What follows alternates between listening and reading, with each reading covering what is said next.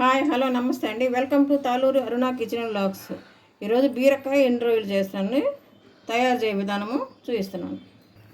Stove మీద బాండీ పెట్టుకొని ఆయిల్ వేసుకుంటున్నాను. ఆయిల్ వేడెక్కిందండి. ఆనియన్స్,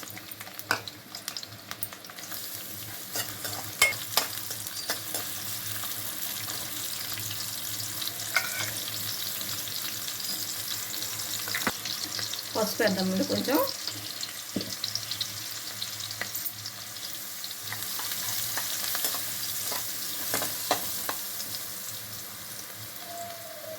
ఈలోపు కప్పు రొయ్యలు తలా తోకలు తీసి ఒక 5 టైమ్స్ ఇసుకుంటుందండి. సన్న ఇసుక కడుక్కొని వేసుకోవాలి, ఫ్రై చేసుకోవాలి.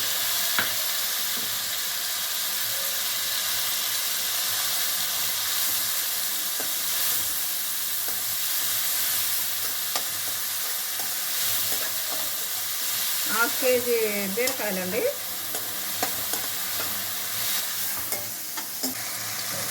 నెక్స్ట్ కరివేపాకు,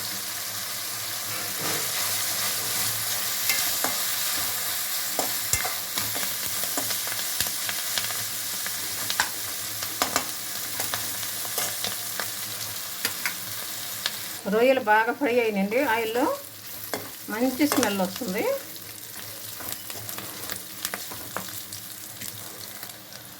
నెక్స్ట్ అల్లం వెల్లుల్లి పేస్ట్,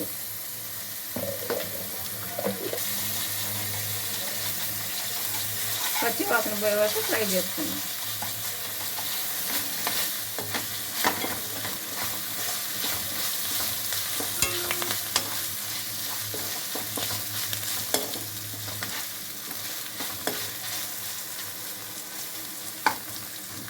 అల్లం వెల్లుల్లి పేస్ట్ ఫ్రై అయిందండి. ఇప్పుడు బీరకాయ ముక్కలు వేసుకున్నాం.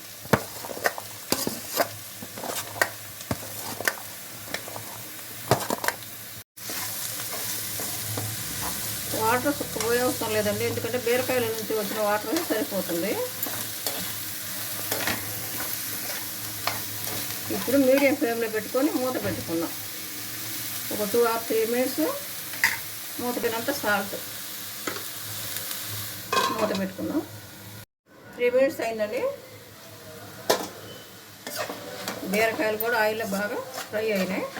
ఇప్పుడు కట్ చేసిన టమాటా ముక్కలు కూడా వేసుకుందాం.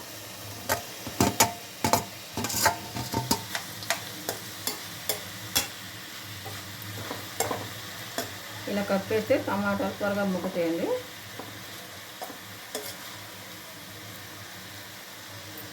మళ్ళీ మూత పెడతాం. మూత ఓపెన్ చేసి మళ్ళీ ఒక స్పూన్ కారం, 1/2 స్పూను ధనియాల పొడి, ఒక 1/2 స్పూను గరం మసాలా కూడా వేసానండి. మొత్తం ఒకసారి కలుపుకోండి.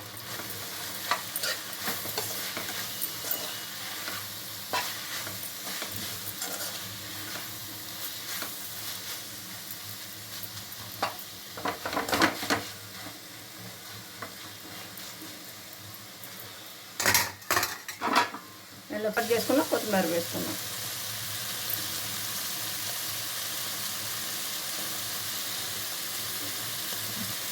కొత్తిమీర వేసుకున్న తర్వాత మళ్ళీ ఒకసారి కర్రీ చేసుకున్నాం. రెడీ అయిపోయిందండి కర్రీ. బీరకాయ ఎండు రొయ్యల కర్రీ. సేమ్ ప్రాసెస్లో ఇలానే చేసుకోండి, నీచు వాసన ఉండదు. కర్రీ చాలా సూపర్గా ఉంటుందండి. వండుతుంటేనే మంచి కమ్మన వాసన వస్తుంది. ఈ విధంగా ట్రై చేసుకోండి. ఎప్పుడు ఒకే విధంగా కాకుండా బీరకాయ ఇలా డిఫరెంట్గా చేసుకోవచ్చు. Please subscribe, like and share. Thank you very much.